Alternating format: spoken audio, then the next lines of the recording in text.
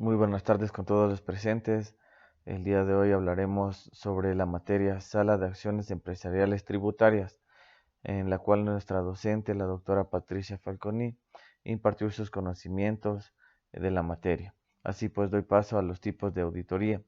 Nos menciona que hay una división, se divide en tres. La primera es por afiliación del auditor, la segunda por la relación de trabajo y la tercera por los objetivos que se persiguen. En este sentido, dentro de el primer grupo, que es por la afiliación del auditor, encontramos a la estatal independiente y la privada. En la estatal se refiere a la actividad que verifica el cumplimiento de los objetivos y programas alcanzados por el gobierno del Estado con el propósito de determinar el grado de economía, eficacia, eficiencia, efectividad, honestidad, transparencia y apego a la normatividad que se ha venido aplicando. En la independiente se refiere a aquella que se realiza mediante una firma de auditores ajenos a la empresa.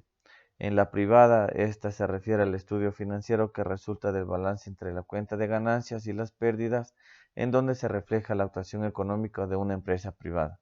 En el segundo grupo es la auditoría por relación de trabajo. Esta consiste en el análisis total de la empresa con el fin de identificar las posibles contingencias laborales, que se realiza mediante el estudio de la documentación que brinda la empresa para determinar la situación real de la empresa en cuanto al cumplimiento de las obligaciones laborales y la seguridad social. Así pues encontramos en esta una auditoría externa y una interna. La externa consiste en el análisis de las cuentas del balance anual de una empresa a través de un profesional auditor externo por requerimiento legal. Esto tiene un efecto de inscripción en el registro mercantil. Y la interna, esta se lleva a cabo por los propios empleados del negocio para investigar la validez de los métodos operacionales y su coherencia con respecto a la política general de la empresa. En el tercer grupo, que es por los objetivos que se persiguen, encontramos la auditoría financiera. Se denomina una auditoría contable y consiste en la evaluación de la gestión económica y contable de una empresa. Con esta auditoría se busca una base real y un correcto funcionamiento de la actividad económica de acuerdo con la ley. Asimismo, tenemos otra que es la de gestión. Esta es una técnica que ayuda a un asesoramiento que nos brinda un diagnóstico para establecer recomendaciones a las empresas con el fin de conseguir un éxito en las estrategias. Ahí, por último, también tenemos lo que es la auditoría ambiental y la tributaria. La ambiental se refiere al análisis de todas las actividades ambientales que realiza la empresa con el fin de controlar e intentar reducir al máximo los impactos ambientales que puede producir la empresa. De igual manera, la tributaria esta se define como un conjunto de técnicas y procedimientos destinados a examinar la situación tributaria de las empresas con la finalidad de poder determinar el correcto y oportuno cumplimiento de sus obligaciones tributarias, que son de naturaleza sustancial y formal. En este sentido, hemos acabado con las auditorías y también pasaremos a lo que viene a ser la fiscalización. En este sentido nos dice que en el sector público viene a ser una función para saber si la empresa cumple con la ley y la normativa. Esta debe estar apagado con los principios de legalidad y economía que siempre se ejecutan dentro de un proceso. Dentro del índole privado, esta es una forma de examinar las actividades que realiza la empresa. También tenemos que tener presente que una auditoría no viene a ser lo mismo que la fiscalidad. Y así también pues como una introducción también tenemos que la fiscalidad se ve reflejada globalmente. En este sentido hace referencia a los mecanismos de control tributario establecidos para analizar el impuesto sobre la renta de las personas naturales y jurídicas, las cuales residen dentro de un territorio determinado y realizan actividades económicas dentro de este territorio, pero a su vez también realizan actividades en otros países. De esta manera, se aplica una normativa tributaria internacional de la mano con los convenios suscritos entre países para evitar que se produzcan, por un lado, una doble imposición y por otro lado, que se evite que estos agentes económicos dejen de tributar en ambos territorios. Entonces, pues, vemos que la importancia dentro de nuestro país es que debido a los convenios que se han llevado a cabo, que se han suscrito entre entre los diferentes países con nuestro Estado, tienen la finalidad de evitar así la doble imposición. Estas se encuentran también vigentes desde el año 1896 y también es importante señalar que el Ecuador tiene suscrito ya 18 convenios con 18 países con el objetivo de prevenir esta doble imposición. Así pues, nuestro país ha adaptado nuevos cambios en cuanto a la fiscalidad internacional. Em, por consiguiente, también se debe aclarar lo que se refiere a la doble imposición, siendo esto que una renta, una renta tributa dos veces. En esto se refiere a la doble imposición. Se puede producir al momento que la empresa paga el impuesto a la renta y uno de los accionistas también vuelve a tributar, causando que se dé una doble imposición. Por eso, durante el transcurso de los años se ha visto la necesidad de, pues, establecer una fiscalidad internacional apegada con los convenios y para evitar que se dé esta situación y una vulneración tanto para las empresas y de igual manera para el país. Eh, en este sentido también me voy a referir a lo que viene a ser las partes, eh, las partes relacionadas. Eh, Nos dice que hay si bien el criterio que identifica la fiscalidad internacional como la acción que mediante políticas, acuerdos y tratados maneja los presupuestos establecidos para determinar cuándo se puede considerar una doble imposición, es así que las partes involucradas pueden ser unas personas naturales o también jurídicas, así como sociedades u otras, para que al efecto de estar sometidas a dos o más imposiciones, se tiene previsto que la Administración Tributaria Interna delimite que un ciudadano o empresa tribute según su nacionalidad o su estancia en un estado y también el lugar donde recibe las rentas, que podrá ser cualquiera. Sí, pues es necesario comprender que la globalización en referencia a las empresas que tienen operaciones productivas y financieras puedan evitar esta doble imposición y se dé pues una correcta aplicación de este principio. Eh, las partes que señala la ley del régimen tributario interno son la sociedad matriz y sus sociedades filiales, subsidiarias o establecimientos permanentes. Las sociedades filiales, subsidiarias o establecimientos permanentes o entre sí. Las partes en las que una misma persona natural, sociedad, participe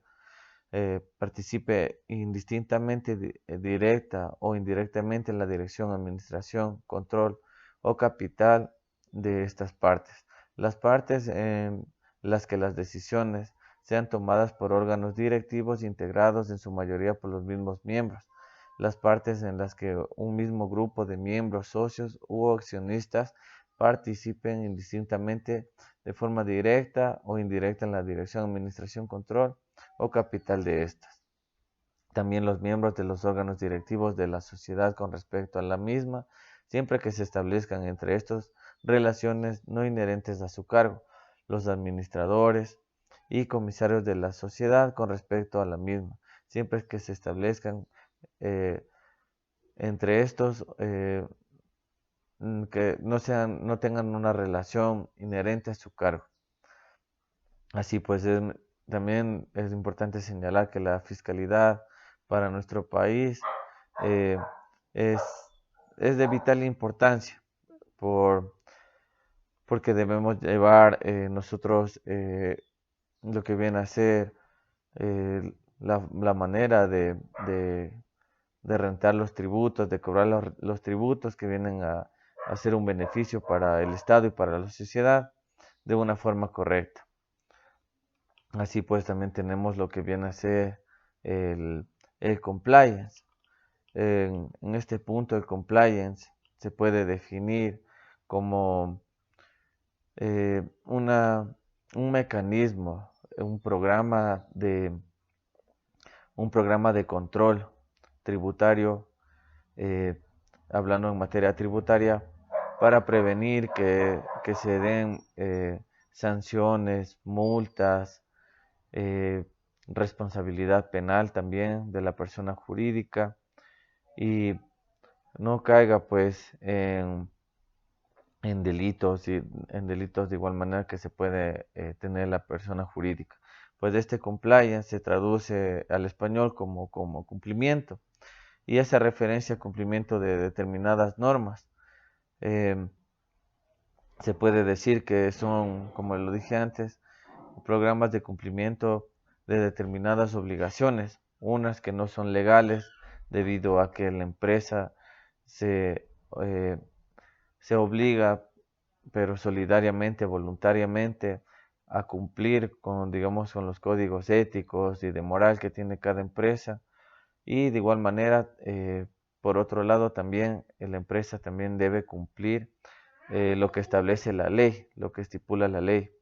Entonces, este compliance, en un sentido más amplio, nos sirve para controlar y hacer cumplir, que se ve por el cumplimiento en estos dos sentidos.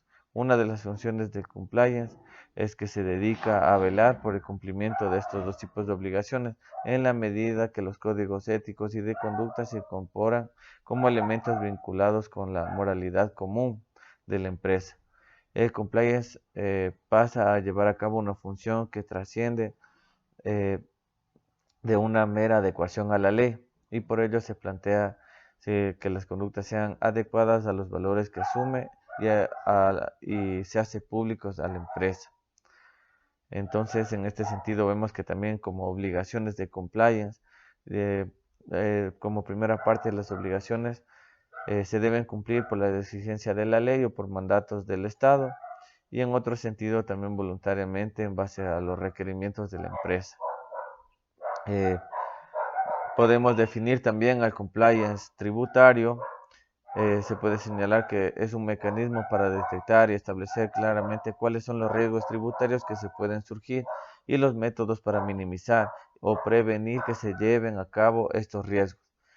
Hace falta la designación de un oficial de cumplimiento dentro de ese compliance, quien llevará la tarea de puntualizar en su debido momento las problemáticas en cuanto a los riesgos tributarios que pueden afectar a la empresa por su gestión.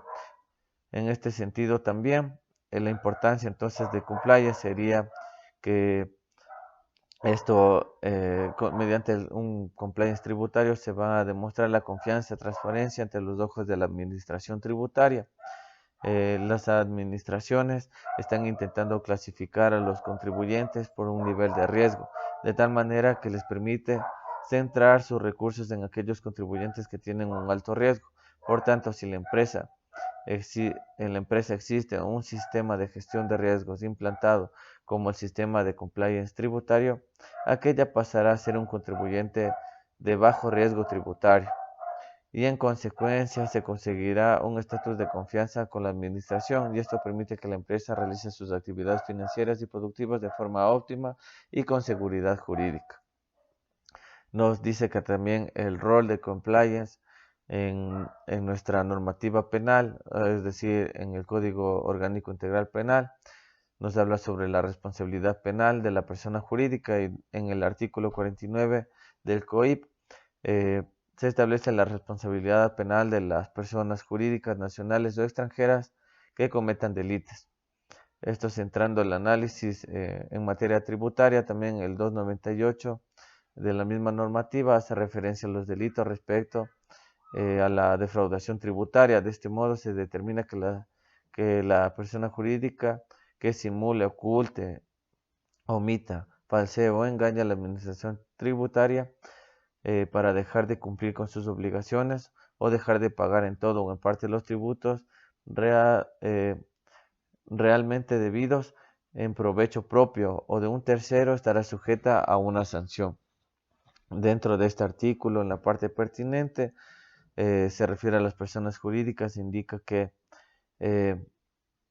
aunque carezca esta de personería jurídica, se constituya una unidad económica o un patrimonio independiente del lado de sus miembros, de conformidad con lo dispuesto con este código, serán sancionados con una pena de extinción de la persona jurídica y una multa de 50 a 100 salarios básicos unificados del trabajador en general. Así pues también vamos a ver lo que es un comparativo también entre el compliance tributario eh, establecido en nuestro país y el compliance internacional. Entonces, bueno, nos dice que como yo lo hice una comparación con España y dice el compliance corporativo, normativo, dice lo que pretende es velar por el cumplimiento de la normativa tanto interna como externa. De acuerdo a varios autores se considera que el origen del compliance fue en el 2001, cuando la Junta de la Reserva Federal de los Estados Unidos, conocida como Fed, empieza a bajar las tasas del interés del 6% al 1%. Y esto ocasiona que las personas puedan acceder a los créditos de forma fácil, sin requisitos difíciles. Entonces se empiezan a vender lo que son casas, bienes inmuebles con un financiamiento a varios años, pero con un porcentaje mínimo, pero con el paso del tiempo iban aumentando. Eh, Esto provoca que el interés crezca cada vez más y a la final los bienes inmuebles pasaban a costar más del importe por el que se habían comprado. Esto es lo que se llama la burbuja inmobiliaria, en donde se daban créditos de dudosa calificación crediticia, llamados créditos subprime, y estos se mezclaban juntamente con otros créditos de alta calificación. Estos los mezclaban dentro de paquetes que se vendían en el mercado financiero para supuestamente poder que los que tengan alta calificación puedan aguantar a los que tengan de dudosa calificación. Eh, Al pasar del tiempo se vio que las personas no podían pagar lo que son las casas y no había ventas, no había salidas, no había construcción y a la final terminó reventando la burbuja inmobiliaria causando una crisis mundial. En tanto a la personalidad, a la responsabilidad penal de la persona jurídica, vamos a establecer una comparación entre lo que es en la legislación nacional con la legislación internacional, em, referente de igual manera a lo que es la legislación española. El Código Penal español nos dice que desde 1995 inicia con la posibilidad de imponer a las personas jurídicas supuestos previstos en la normativa y así la declara la responsabilidad penal de una persona física vinculada a esta. En este sentido, como características que nos menciona, con la Ley Orgánica 15 del 2010 se establece dentro de la normativa penal española el modelo de responsabilidad penal de las personas jurídicas. Y este modelo consagra la responsabilidad penal directa de las personas jurídicas de manera independiente a la de las personas físicas a ellas vinculadas, pudiendo existir la responsabilidad penal de ambas personas de forma simultánea, pero individualizada. De la misma manera, en nuestra normativa también considera lo mismo, la responsabilidad penal individual de la persona jurídica con la persona natural. Entonces existe una concordancia.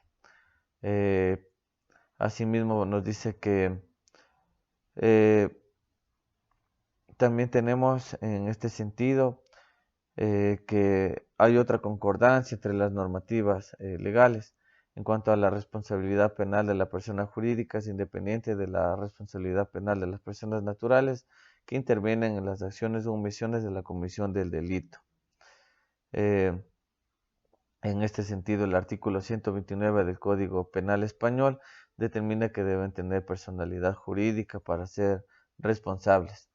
Nuestro código nos dice que aunque no tenga personalidad jurídica, de igual manera pueden ser penalmente responsables. El Código Integral Penal Ecuatoriano hace relación a los delitos que también pueden ser impugnables a las personas jurídicas, entre los cuales tenemos delitos contra la humanidad, la trata de personas, diversas formas de explotación, tráfico de órganos, explotación sexual de las personas, prostitución, tenemos también el cohecho, tenemos también lo que es la insolvencia financiera, la ocupación, uso ilegal del suelo o tráfico de tierras, y en concordancia también con el Código Penal español, que de igual manera estipula estos supuestos en su normativa. Existe una concordancia. Hasta aquí pues mi exposición, muchas gracias y ha sido un gusto.